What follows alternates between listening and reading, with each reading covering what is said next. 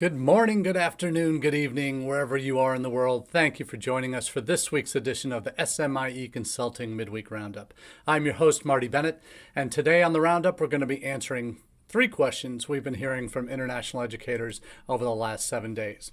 And as we do each week, we take our three questions from our newsletter that comes out on Monday mornings called All the SMIE News Fit to Share. And in case you're wondering, SMIE stands for Social Media and International Education, name of my company, Social Media International Education Consulting.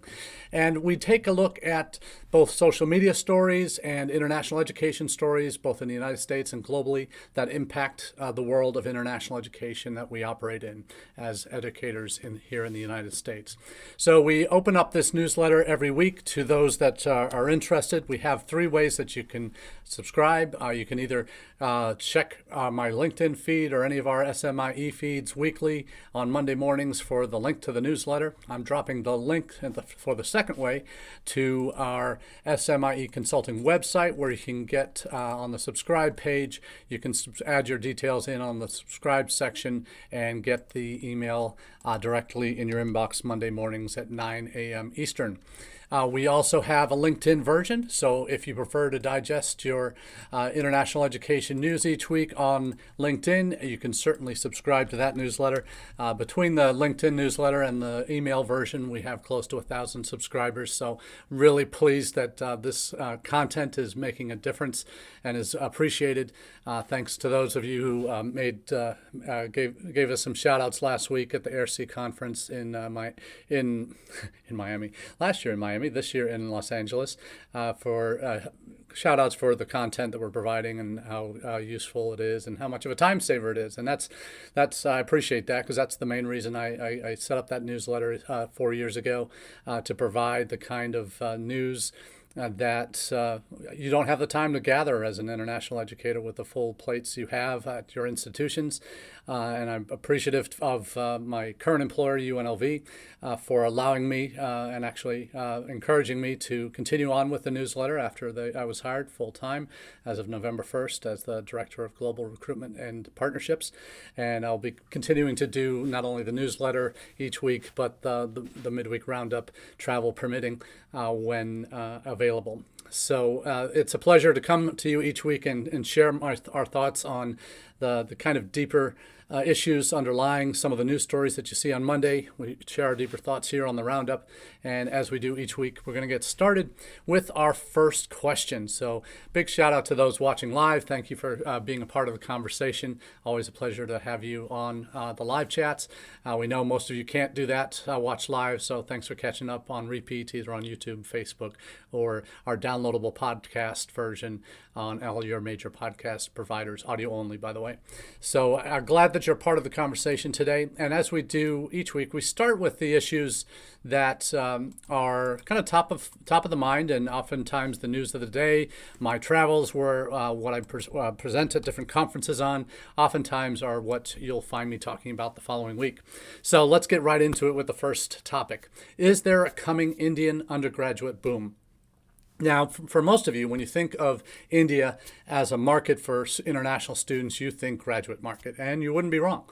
It's historically been the single largest group of graduate students have come from India to the United States, typically in the STEM fields, but we've also seen in the past MBA programs, business-related programs, also jumping up high for graduate studies in the U.S. Of course, they call it postgraduate studies in the U.S., so we have to make sure we're getting our terminology right when we're talking to this audience. One of the many things we need to be aware of when we're talking to different student groups.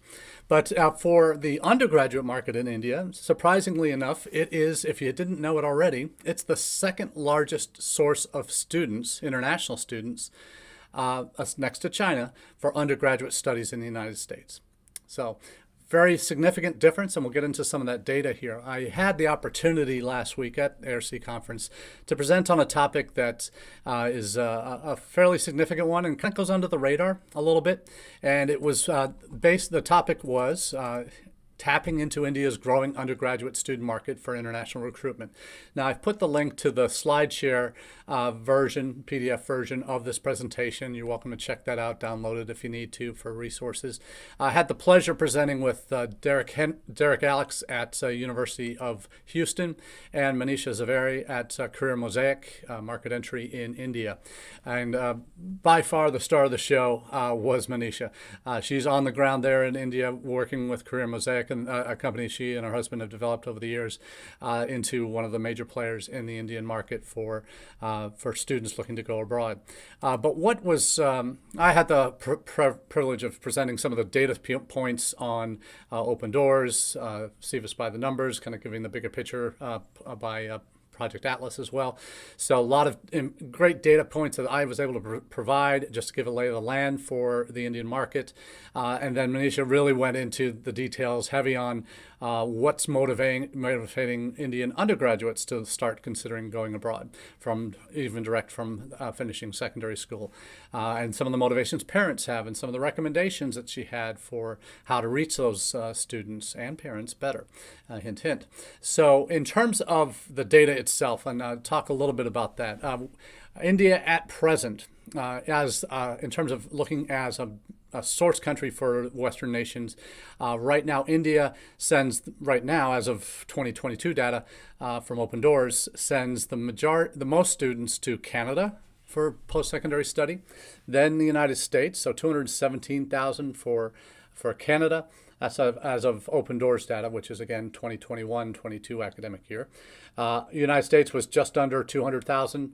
UK was about 82,000. Australia about 56,000. Germany about 28,000. Interesting to see Germany on that list as a destination, top 5 destination for Indian students.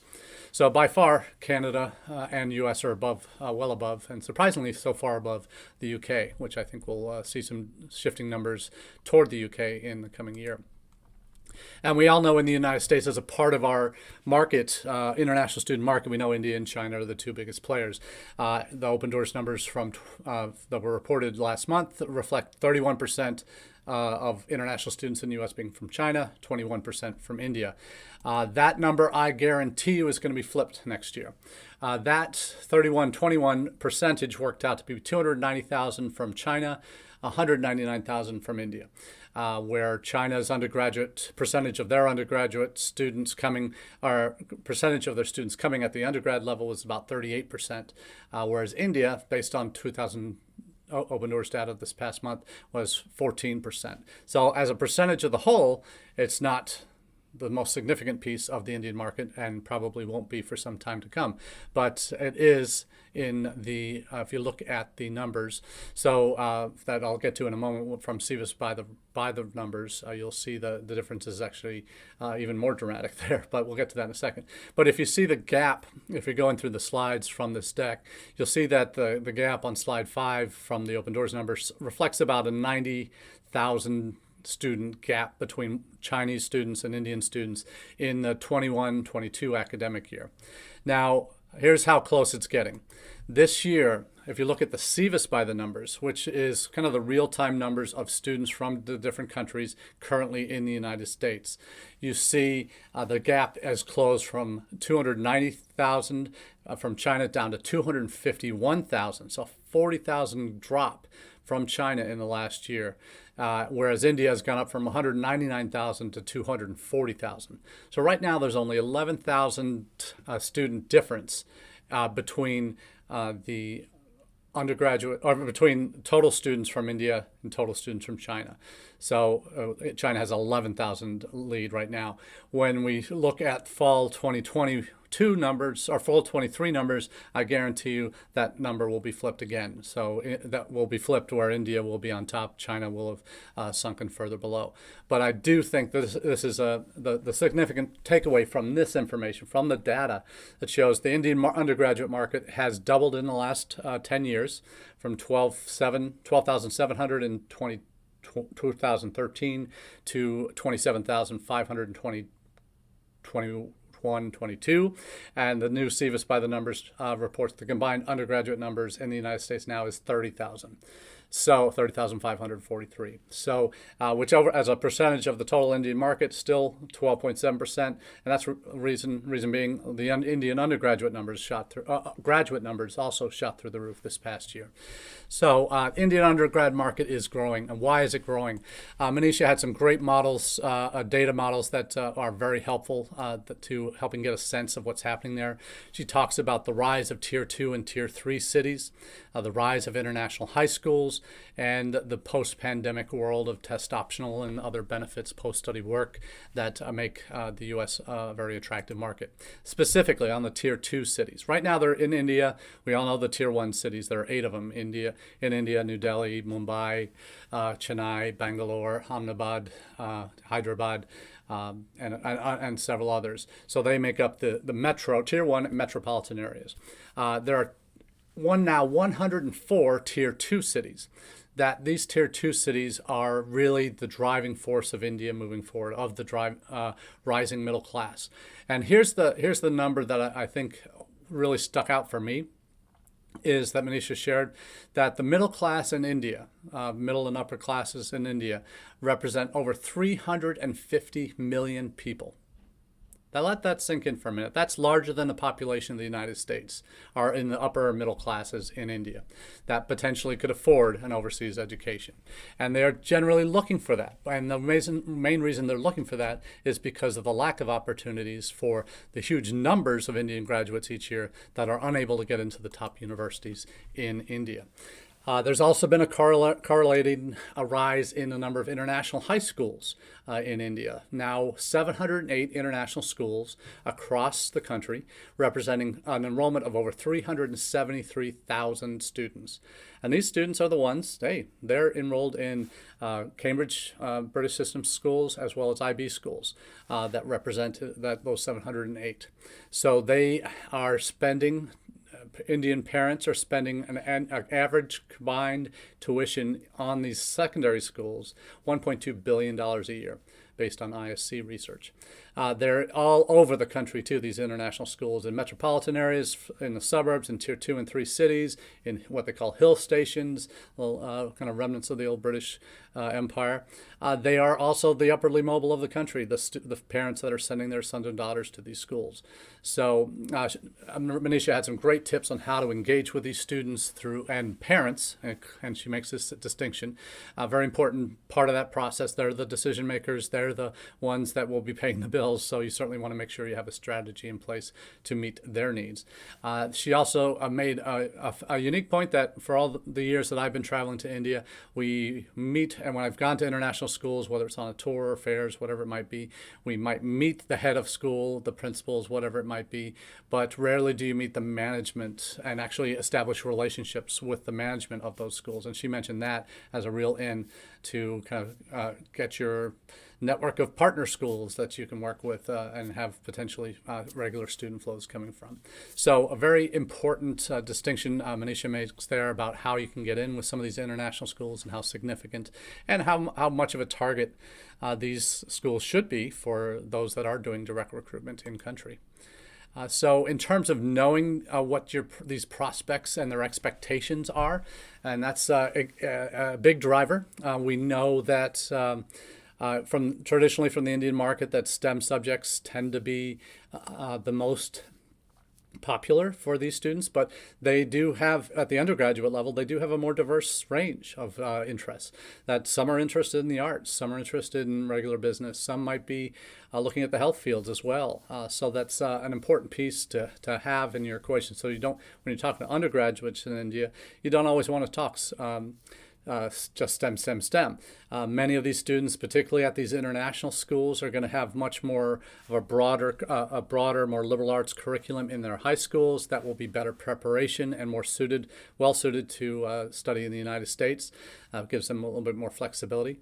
You also want to, in terms of what you want to highlight employability information for your graduates. So what can I expect in terms of OPT, CPT opportunities? Where have students gotten jobs after graduation from India in their particular major?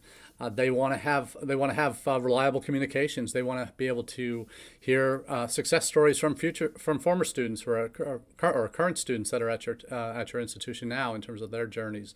They want to hear about successful alumni that have graduated from your institution. So think about, are you doing that as part of your overall recruitment process? And obviously social media is an important piece of the puzzle for this age demographic in terms of high school. So make sure you have a presence. One pointer here, TikTok doesn't work in India. It's banned in that country. So if you have a strong TikTok game domestically in the US or other parts of the world, that won't help you in India. So you'll need to refer primarily on Instagram, Facebook, and WhatsApp for direct communication with students. That's all great advice from Manisha, and Derek also backed up a lot of what she was saying. So in terms of what Manisha has shared, it's a great resource. I recommend everybody take a look at it. The presentation itself is fantastic in terms of the meat, not from me necessarily, but from Manisha, and certainly in terms of what really are the kinds of topics that you need to be aware of if you're going after the Indian undergraduate market. And is a boom coming? You better believe it. It's coming. Is it going to be China-like, where we're going to have 300,000 undergraduates from China in 5 years, 10 years? I don't think it'll get that big, maybe half that. But certainly you're going to see a consistent growth as the middle class continues to grow, as more Indian students can't find options domestically. They're going to be looking abroad, and if you want to share that market, you need to be actively engaging in that country directly with the schools, making attempts to go to ISC or IC3, the IC3 conference every year in August. It's probably one that I'll be attending this coming August as we ramp up our game in India for UNLV. So there's certainly some real must-dos in the coming weeks and months if you're looking to build a platform for success in India, and particularly as you look to reach the undergraduate market. So that's all we have for question number 1. Let's move on to our second topic of the day, and that is, are good international educators hard to find these days? Now, I approached this topic with a little bit of hesitancy, if only for the fact that I know many of my colleagues around the country were impacted during the pandemic, may have lost staff, may themselves have left their positions because of institutional budget concerns, short-sightedness, however we want to couch it. But there was really a great resignation that impacted not just professions that we hear about in the United States, from teachers to doctors to nurses to corporate America, whatever it might be. But it reached university levels, and we all felt that.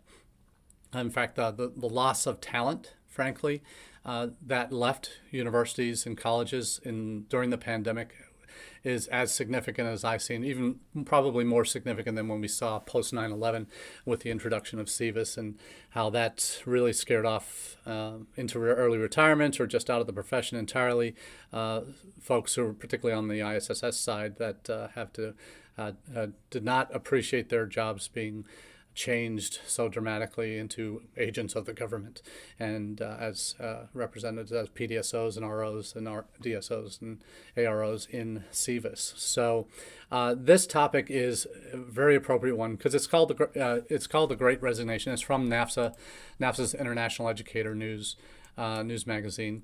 The Great Resignation goes global, and it talks about rethinking recruiting and retention in the international office as the world reopens. And when we think about recruiting and retention in international offices, we're almost always talking about students, aren't we? And the reality is the pandemic has upended our staffing, what's acceptable in work permissions, where you can work, coming into the office. All of those things have changed as a result of the pandemic. I mentioned the loss of talent. I also think what we've seen is a lot of international positions that might have been director level or associate director level are now, if and when they get refunded, are being refunded as almost entry level. And that is that's a sad sign and a sad state of affairs for a lot of international offices around the country at smaller to mid-sized schools that don't have the bandwidth, don't really have the strong institutional commitment to internationalization. And I think that's a real challenge for us as we face this new reality of positions going unfilled. We're in a position at UNLV where we will have 3 positions available or advertised potentially in the next few months. That in 2 or 3 are going to be in our International Student and Scholar Service Office. An SIO hiring might happen, but we or might not. The reality is we aren't able to fully staff up as quickly as we might like. And particularly on my side, on the recruitment side and partnership side, I'm a one-person shop right now. Our study abroad office has also had some staff reductions just due to attrition during the pandemic, and now we're looking at filling 1 or 2 of those and bringing back staff, and not bringing back, but hiring new staff. But there's real challenges involved in this market, and I've heard from several colleagues that have been hiring for months now, one of which is highlighted in the article here, that they have 2 or 3 positions open, and the pool of applicants is very small.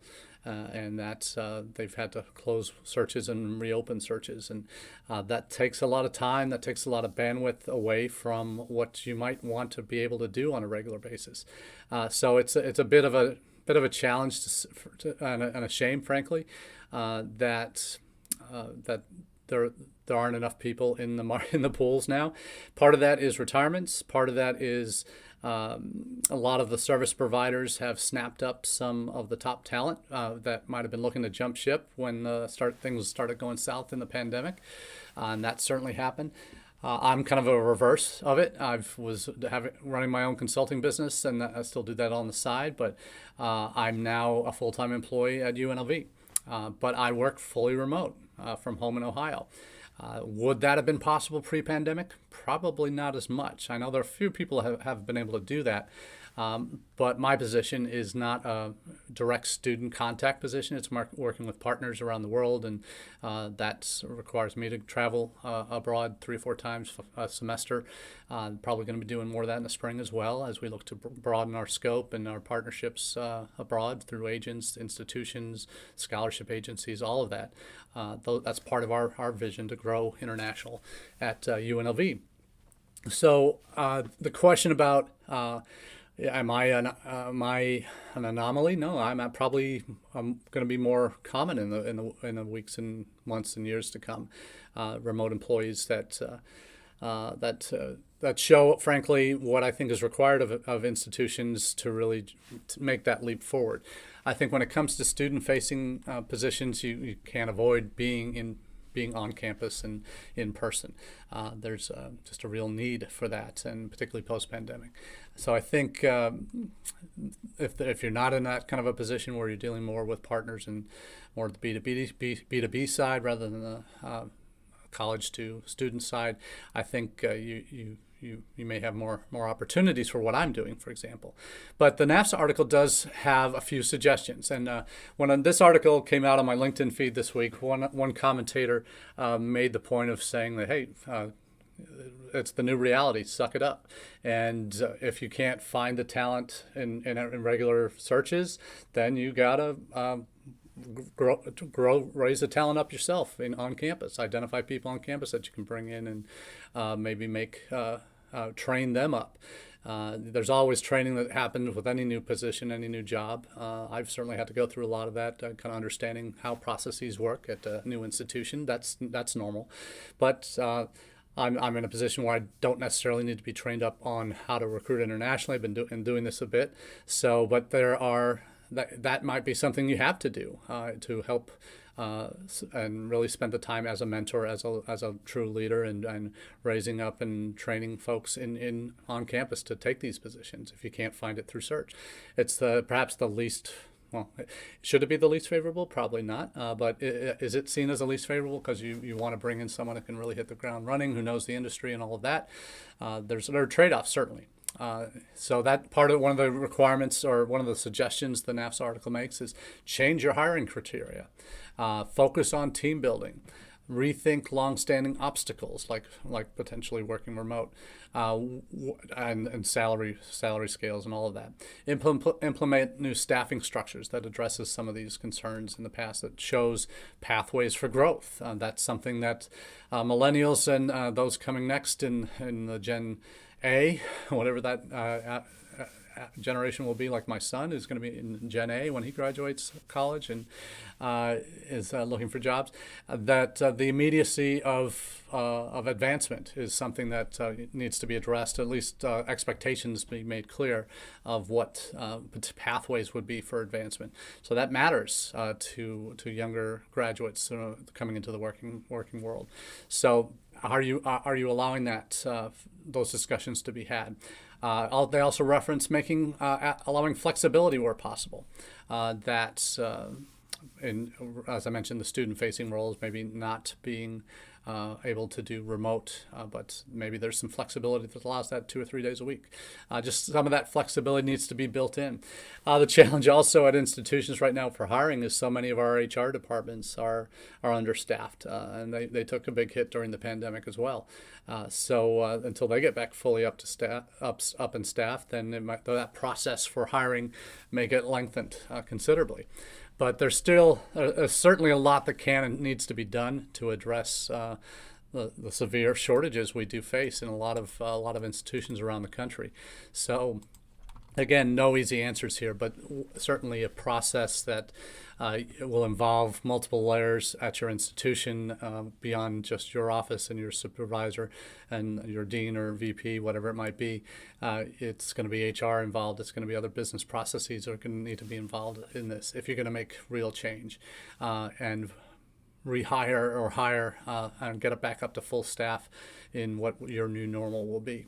And if you're in growth mode as an institution internationally, it could be even more of a challenge as you look to fill multiple positions each year. So we'll see how that develops, and I'm sure this will be a topic that we'll be chatting about for months, if not years to come. Now let's segue nicely into our final topic of the day, and that is, could pathway providers be evolving their approach? Now, pathway providers in the traditional sense in the United States and in the UK and other destination markets have typically meant having a third party, and there's a raft of pathway providers out there. You've heard of Into, you've heard of Shorelight, you've heard of Navitas, Study Group, Oxford International. You've heard of some of these types of pathway providers that exist. Now, in the past, they have run the gamut of we'll provide a new group of students each year that will come into what we're calling a pathway program on your campus, where we'll use your facilities, could even create their own English language program in addition to what you might have on your own campus. Could be, in extreme cases, building a building on campus and having a 30-year lease on that building.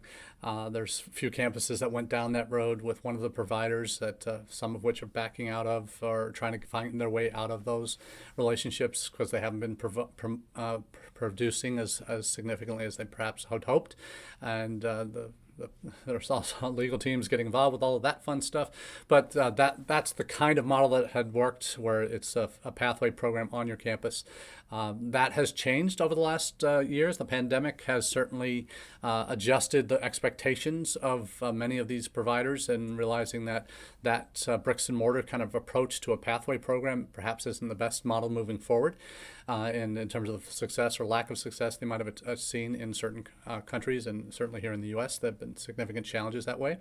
The last article that I'm sharing is from the Pie, and it's about Into, one of those pathway providers that is doing things a bit different. Instead of having pathway pathway programs on different U.S. college campuses, they are moving to a model where they have I think it's 11 centers that they're going to be building in the next year, in 2023, in 11 different countries. I think it's 11 countries, 11 locations at least around the world. The first of which is happening in Colombia, in Bogota. They're having this as a center for students to come do pathway programs that would be seen as transferable or admissions pathways into their network of of universities that are their existing partners or potentially new partners.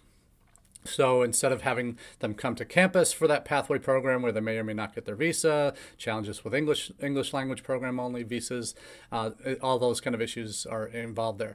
So instead of that, this Into model would involve students going to this pathway provider program in country, in their home countries. Into is focusing on 11 destinations for this, or 11 places around the world where these pathway programs would be set up, physical centers set up, and then students would apply while they're in that pathway program to their destination universities in the US, UK, wherever else the partnerships exist. So it's a way to cut the time that the student is spending in the United States, gives them more options perhaps if they're at a single center that might be looking to go one of potentially 7, 8, 10 different partners that this pathway provider has in different countries. It cuts down on the challenges with visas because by the time they're done with the pathway program, their English would be at the exceed the minimum standards to be admitted directly into those programs on the home campus in the US or UK. So there's a real advantage potentially in this model. It doesn't always guarantee that you're going to get students as directly as having them come to your campus for that pathway program. And that the necessity of that on-campus experience for a pathway, yes, it's a jump start on their time at your institution, but it potentially it's extra costs. It's potentially not getting their visas, and then maybe they're having their heads turned once they're there. But that process all happens now while they're in their home countries doing that pathway program itself, but having the options open. So, and how you recruit to them is I don't know the details yet of how that will work for partner institutions for this Into center around the world, or centers around the world. But that certainly is a very different option, and it's probably a recognition of the long-term infeasibility of the bricks and mortar centers that they've had on college campuses across the U.S. Some have fared better than others, both in the U.S. and the U.K., but it's an admission that there needs to be a flexibility of approach to these pathway providers. You've also seen some of the pathway providers, Shorelight and others, that have developed online versions of their pathway programs that allow students to do from anywhere and still keep them on track for a particular institution that they may have expressed interest in. So the models are changing, and I think that's a good thing because the on-campus models probably weren't as long-term sustainable as we thought they might have been. So it's will be interesting to see how those conversations develop with the different providers and how these, in the example of Into, these global hubs kind of pop up and how well that they are received as enrollments pick up for future. But we'll definitely be keeping our eyes on that and encourage you to do so as well. Please do subscribe to the podcast if you haven't already. Give us a favorable rating so others can find us in the industry. We always mention it here on the Roundup and through our newsletter, but certainly want to encourage you that if you're enjoying this content, please like and subscribe and share and do all those wonderful things that can help others around our profession find this information and hopefully benefit from it. So thanks to everybody for joining us today, and we look forward to seeing you in the coming weeks and months. And just a quick programming note, we will be continuing the roundups both next Wednesday, the 21st, and the 28th of December. So no break from the roundups. You'll be able to get those stored up for the new year in case you're on a 2-week break from your institutions. So until next time, have a wonderful day. Cheers.